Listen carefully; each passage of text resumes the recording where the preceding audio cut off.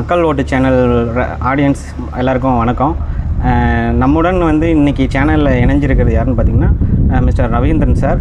So அவர்கிட்ட வந்து நம்ம இந்த கவர்மெண்ட் ஸ்டாஃப் சர்வீசஸ் பற்றி நம்ம கேட்டு நிறைய அனலைஸ் பண்ணி தெரிஞ்சுக்க போகிறோம். சார் வணக்கம் சார். வணக்கம் சார். இப்போ கவர்மெண்ட் சர்வீசஸ்ன்னு சொல்கிறாங்க இல்லைங்களா, அது வந்து எதுக்காக கொண்டு வரப்பட்டது, எப்போ கொண்டு வரப்பட்டது?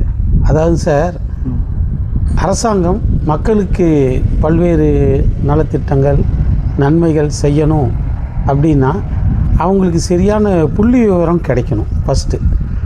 ரெண்டாவது, அதன் அடிப்படையில் தான் அவங்க வந்து ஒரு திட்டத்தை தீட்ட முடியும். அப்படி தீட்டப்பட்ட ஒரு திட்டம் மக்களிடத்திலே போய் சேர்க்கணும் அப்படின்னா அதுக்கும் ஒரு அமைப்பு வேணும். அதுக்கு தான் வந்துங்க இந்த அரசு பணியாளர்கள் அப்படிங்கிற ஒரு செக்டார் அமைப்பே வந்து அந்த பேஸில் தான் துவக்கப்பட்டது.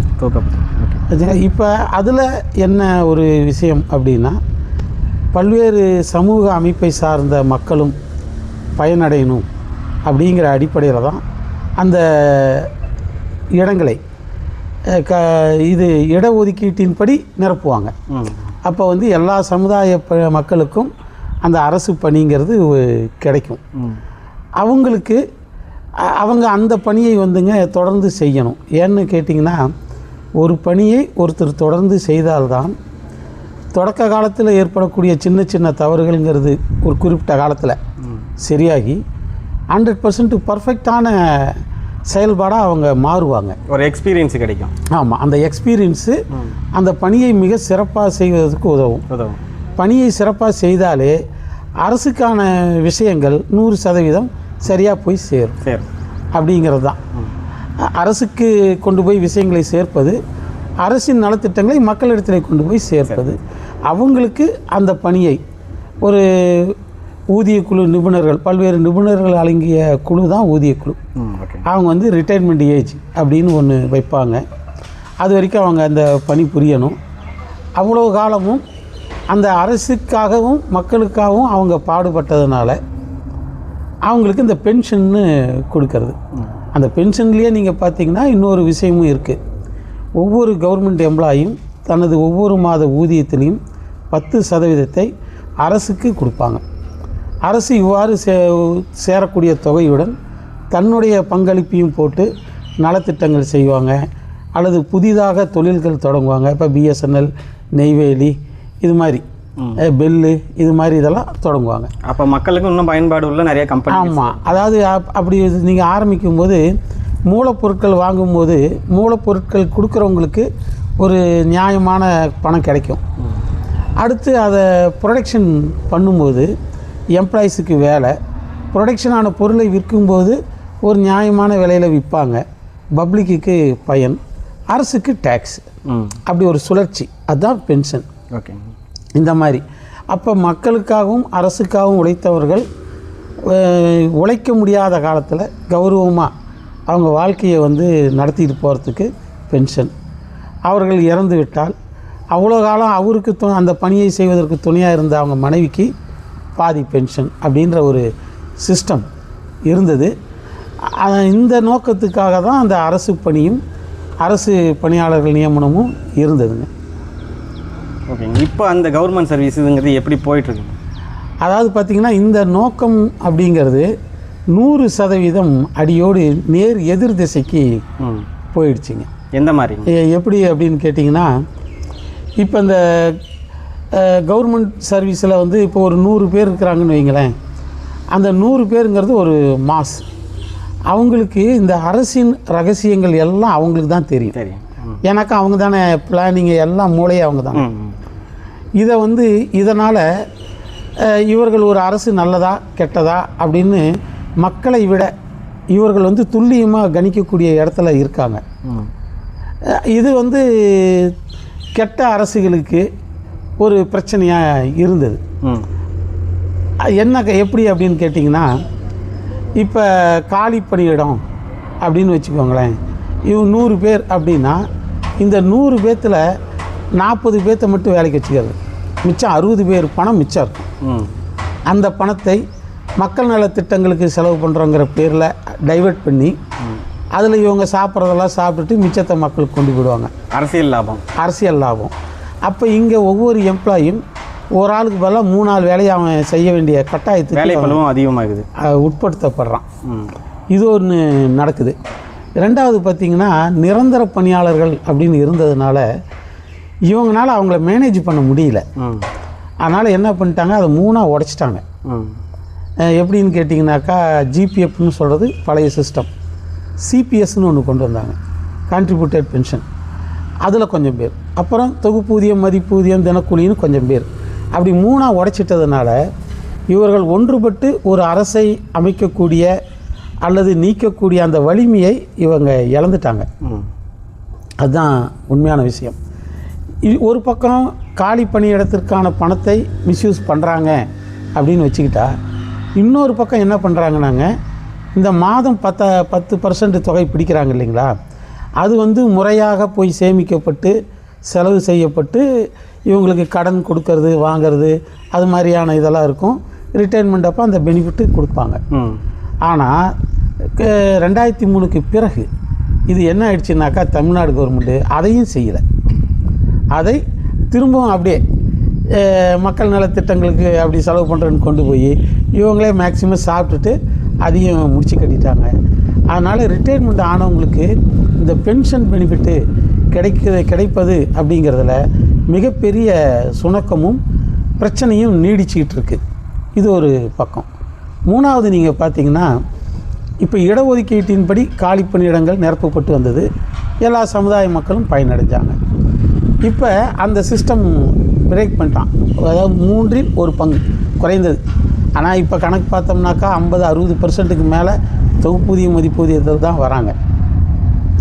இப்போ பார்த்திங்கன்னா எங்களுக்கு நல்லா விவரம் தெரியும், ஒரு கான்ட்ராக்ட் பேஸில் தான் போடுவான். இப்போ உதாரணமாக நம்ம இந்த சுகாதார பணியாளர்கள்னு வைங்களேன், கான்ட்ராக்டில் அவன் 24,000 கவர்மெண்ட்டுக்கிட்ட ஒப்பந்தம் போடுவான், 24,000 வாங்கிக்கும். மெயின்டெனன்ஸ் செலவு அது இதுன்னு சொல்லிட்டு இவன் ஒரு 8,000 எடுத்துக்கிட்டு 8,000க்கு மேலே எடுக்கிறதா கேள்விப்பட்டேன். 10 ரூபாய் எடுத்துக்கிட்டு 14 ரூபாய் கையில் கொடுக்குறேன் எம்ப்ளாயிஸ்க்கு. இந்த 14 ரூபா கொடுக்குறாங்கங்கிறது ஒரு பக்கம் இருந்தாலும், இன்னொரு பக்கம் வேலையின்மை, இந்த மாதிரி விலைவாசி உயர்வு, இந்த சிக்கல்களில் குடும்பத்தை நடத்த முடியாமல் கஷ்டப்படுறவங்க இந்த வேலை கிடச்சா கூட போதும் அப்படின்னு சொல்லி முன் வராங்க. அப்போ அவங்கள்ட்ட 2 லட்சம் பயன்படுத்தி இவங்க அக்ரிமெண்ட் மாதிரி 2 லட்சம் கொடு 3 லட்சம் கொடுன்னு அதுக்கே வேலை கொடுக்குறதுக்கே அதுக்கே 2 லட்சம் கொடு 3 லட்சம் கொடுன்னு வாங்கிக்குவாங்க. வாங்கிட்டு கொஞ்ச நாள் போகும், இவங்களுக்கு ஒரு பண தேவை வருதா, உடனே அவங்கள வந்து மாற்றிட்டு வேற ஆளை போட்டுறது. ஆக மொத்தத்தில் உழைக்காமலே மாதமானால் ஒரு பெரிய தொகை அப்படிங்கிறது இவங்களுக்கு வந்தது. இப்போ இந்த ஜிபிஎஃப் இந்த சிபிஎஸ்சில் இருக்காங்க பார்த்தீங்களா, அவங்கள மத்தியில் பார்த்தீங்கன்னாக்கா, இப்போ உதாரணமாக ஒரு 2 போஸ்ட் வேக்கன்சிங்க, ஒன்று மதுரை, ஒன்று வந்து சென்னையில், ஒன்று திருநெல்வேலியில்னு வச்சுக்கோங்களேன். இவங்க என்ன பண்ணுவாங்க, 2 பேர் செலெக்ஷன் ஆனவொடனே சென்னைக்காரனு சென்னையிலையும் திருநெல்வேலிக்காரனை திருநெல்வேலின்னு போட்டால் வேலை முடிஞ்சு போச்சு. ஆனால் அப்படி செய்ய மாட்டாங்க. திருநெல்வேலிக்காரனை சென்னை, இவனை தூக்கி திருநெல்வேலி. அவன் குடும்பத்தை நடத்த முடியாது இல்லைங்க, ரொம்ப கஷ்டப்பட்டு ஓடியாந்து நிற்பான். சரி 10 லட்சம் கொடு 5 லட்சம் கொடு. ஆமாம், அப்பா போஸ்டிங்ஸுக்கு இன்டர்வியூங்கிற பேரில் ஒரு காசு, நின்னா காசு, உக்காந்தா காசு, எல்லாமே காசு. ஆமாம், இன்டர்வியூ அது என்ன போய் இன்டர்வியூங்க, காசு கொடுத்தா 10க்கு 10 மார்க்கு, இல்லைன்னா 10க்கு 0 மார்க்கு. முதல்ல அந்த இன்டர்வியூ காசு தந்து வேலைக்கு போகணும். வேலைக்கு போன பிறகு இந்த ட்ரான்ஸ்ஃபர் இந்த மாதிரியான பிரச்சனைகள் இருக்குது, அதுக்கு காசு கொடுத்து பழைய இடத்துக்கு வரணும். அப்படி நீங்கள் வந்தாலும் ப்ரொமோஷனுக்கு காசு தரணும். அவ்வளோ தூரம் எதுக்குங்க, பே கமிஷன் உங்களுக்கு சம்பள உயர்வு கொடுத்துச்சின்னு வைங்களேன், அதை இம்ப்ளிமெண்ட் பண்ணணும்னா அதுக்கு காசு கொடுக்கும். அவங்க பார்த்து மனசுக்கு என்ன தோணுதோ, அன்றைக்கி ஏதோ ஒரு தேவை, ஒரு 2 கோடி ரூபா வேணும்னு வைங்களேன், 2 கோடி கொடுப்பாங்க. கொடுத்தா கையெழுத்து போடுறான், கொடுக்கலன்னா போட மாட்டான். இவ்வளோ தான் விஷயம். அதனால் வந்துங்க எவ்வளோ பெரிய பாதிப்பு மக்களுக்கு ஏற்பட்டாலும் சரி, யாருக்கு ஏற்பட்டாலும், டேலண்ட் இருந்தும் ஏழ்மையாக இருந்தால் வேலை கிடையாது, 100க்கு 100 கிடையாது. அது வந்து யாரோ அத்தி பூ பூத்தாப்புல ஒரு ஆளுக்கு 2 ஆளுக்கு கண் துடைப்புக்காக 1-2 கொடுத்துட்டு பாருங்க அப்படின்னு சொல்கிறது. ஆமாங்க. சரி, இப்போ இதுக்கு என்ன சொல்யூஷனுங்க? இல்லை, இது எப்படி மாறி போச்சுனாங்க, இவர்கள் கொள்ளையடிப்பதை சட்டப்பூர்வமாக அங்கீகரிக்கக்கூடிய அமைப்பாக மாற்றிட்டாங்க. அரசு துறையை மாற்றிட்டாங்க. இப்போ உதாரணமாக பல ஏராளமான இது அதர் ஸ்டேட்லேயும் அப்படி தான் இருக்கா, இங்கே தமிழ்நாட்டில் மட்டும்தான் அப்படி இருக்கு? இல்லை, இந்தியா பூரா இது ஒரு இது தானே, நோய் தொற்று நோய் மாதிரி இந்தியா பூரா பரவிடுச்சு. இப்போ இந்தியாவில் முன்னேறிய மாநிலங்கிற தமிழ்நாட்டிலே இந்த லெவலில் இருக்குது. அப்போ இன்னும் முன்னேறாத மாநிலங்களில் இல்லை முன்னேற அறிவிக்கிறாங்களே ஒழிய முன்னேற இல்லை. அல்ல, மற்ற மாநிலங்களை கம்பேர் பண்ணும்போது பரவாயில்ல. பரவாயில்லைங்கிறதே 100% மோசமாக இருக்குது. அப்போ மற்றதெல்லாம் 99% மோசமாக இருக்குது. இதுதான் இங்கே உள்ள. இதுக்கு என்ன முன்னெடுப்பு எடுக்கணும், என்ன எப்படி மாற்ற முடியும்னு நினைக்கிறீங்க? இதுக்கு என்ன பண்ணணும்? அதாவதுங்க, நிர்வாகத்தில் அரசியல் தலையீடு எல்லை கடந்து போயிடுச்சு. இப்போ ஒரு அமைச்சர் வராரு, அவருக்கு ஒரு இடத்துல இந்த கனிம வளங்களை திருடணும்னு நினைக்கிறாரு. கனிம வளங்கள் எடுக்கிறேன்னு சொன்னால் விட மாட்டாங்க. உடனே அங்கே தொழில் பூங்கா, அப்படி இது தொழிற்சாலையெல்லாம் இல்லைங்க, பூங்கா தான். பூங்கா அமைக்கிறம்பாங்க. சரி, ஜனங்களுக்கு என்ன தெரியும்? சரி, ஏதோ தொழில் தொடங்குறாங்க, 4 லட்சம் பேத்துக்கு வேலை, ஏதோ அப்படி வாய்க்கு வந்து சொல்ல வேண்டியதானே, 10 லட்சம் பேத்துக்கு வேலைன்னு சொல்ல வேண்டியது. சொல்லிவிட்டு அந்த இடத்த கையகப்படுத்தி விற்கணும். அப்போ நீங்கள் வந்து சட்டங்கள் சிலதெல்லாம் வந்துங்க ரொம்ப இதாக இருக்கும், தெளிவாக இருக்கும். எப்பொழுதுமே சட்டங்கள் சரியாக இருக்கும், அமுல்படுத்துகிற விதம் தான் மாறுபட்டிருக்கும். இப்போ உதாரணமாக இதில் பார்த்தீங்கன்னா நீதித்துறைன்னு ஒன்று இருக்குல்ல, அப்போ இதெல்லாம் அவங்க கண்டிக்கணும் இல்லைங்களா? இப்படி என்ன இந்த மாதிரி பண்ணுறீங்க அப்படின்னு? இல்லைங்க, அவங்களால கண்டிக்க முடியல. நாங்களும் எங்கள் சங்கத்தின் வழியாக பல கேஸுகள் போட்டிருக்கோம். கேஸே படிக்காமல் ஜட்ஜ்மெண்ட்லாம் கொடுக்குறாங்க. அது வந்து அவங்க நோக்கம் வந்து அரசு நம்ம மேலே கோவிச்சிக்கூடாது. இப்படி தான். அது நீதிபதிகளாக இருந்தாலும் அவர்கள் ஒரு அரசை சார்ந்து தான் இருக்காங்க, இண்டிபெண்ட்டாக இல்லை. அதுக்கு அவங்க அமர்த்துறதும் அவங்க வந்து இல்லை, அவங்களுக்கு தேவையான நபர்களை வந்து கொடுத்து ஆமாம் கொண்டு வராங்க. ரெண்டாவது, அவங்களுடைய பதவி உயர்வு, சம்பள உயர்வு, சலுகைகள் எல்லாம் அந்த மாநில அரசுகளும் அதில் பங்கெடுப்பு இருக்குது.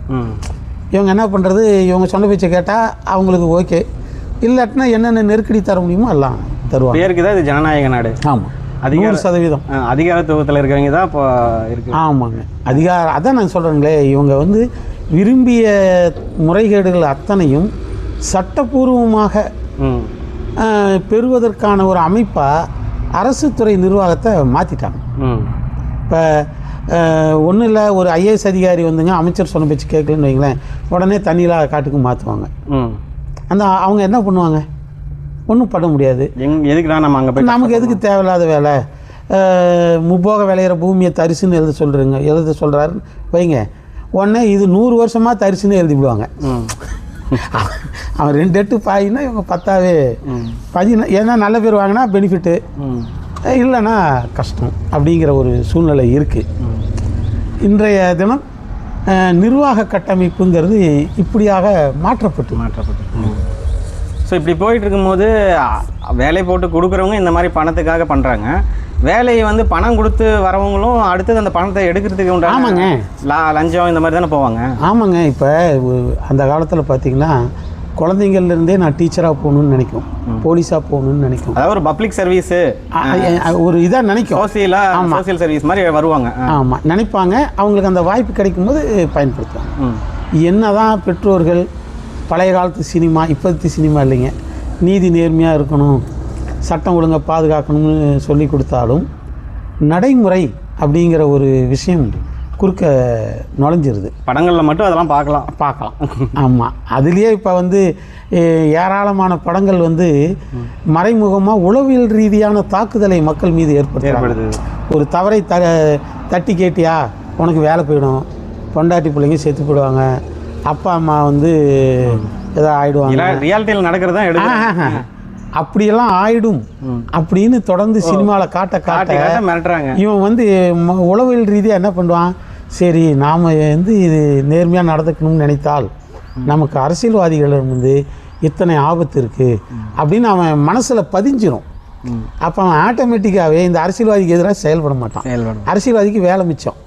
அடித்து கொண்டுறதுக்கு பதிலாக மன ரீதியாக அவனை முடிச்சிட்டாங்கன்னு வைங்க, எதுவுமே வேண்டியதில்லை, இவன் கொடுத்தா அவன் கையெழுத்து போட்டுரும். அப்படி இருக்கிற கார்ப்பரேட்டு, சினிமா துறை, அரசியல் துறை எல்லாமே ஒரு ஒரு ஒரு அமைப்பில் தான் செயல்படுதுங்கிறீங்க. ஆமாம், அது நாங்கள் என்னுடைய பார்வையில் பார்த்தாங்க. நீங்கள் எதுவும் தயவு செஞ்சு தவறாக நான் பப்ளிக்கிட்டே கேட்டுக்கிறேன். Okay okay. எல்லா அரசியல் கட்சிகளும் மக்களுக்கு துரோகிகள் தான். என்ன காரணம்னா, ஒரு அரசாங்கம் தவறு செய்யுதுன்னா துணிஞ்சு கேள்வி கேட்குறது தான் எதிர்கட்சிகள் வேலை. ஆனால் எந்த கட்சியுமே அந்த வேலையை செய்யவில்லை. நான் சில குறிப்பிட்ட கட்சிகளை சொல்ல முடியும், அது வேணாம், ஏதோ அது கொஞ்சம் நெஞ்சம் நல்ல பேர் இருக்குது. இப்போ நீங்கள் சொல்கிறதும் கரெக்டு தான். ஏன்னா இப்போ கூட்டணிங்கிற விஷயத்திலே பார்க்கும்போது மக்களுக்கு உண்டான ஒரு லாபமாக பார்க்கல. ஆமாம், அரசியலோட அவங்களுடைய தான் பார்க்குறாங்க. அதாவதுங்க, அரசியலுங்கிறது பல லட்சம் கோடி ரூபாய் டர்ன் ஓவர் பண்ணக்கூடிய இடம். நீங்கள் எந்த பொய்யை சொல்லியாவது எத்தனை பேர்த்த கொன்னாவது அந்த இடத்துல போய் உக்காந்துட்டீங்கன்னு வைங்க, ஒரு டைம் இருந்தால் போதும் பல லட்சம் கோடி சம்பாரிச்சாங்க. அதிகாரம், ஆள்பலம், பணபலம் எல்லாம் வந்துடும். அதுக்காக தான் அங்கே போகிறாங்களே தவிர மக்கள் சர்வீஸுங்கிறது 100% இல்லைங்க. இல்லை, நான் ஒரு விமர்சனமாக சொல்லலை, ஒரு ஆய்வாக சொல்கிறேன். இப்போ திமுக இதில் கூட அறிக்கையில் இதுவும் ஒரு வகையான ஜெனோசைடு தானுங்க. உண்மைதான்.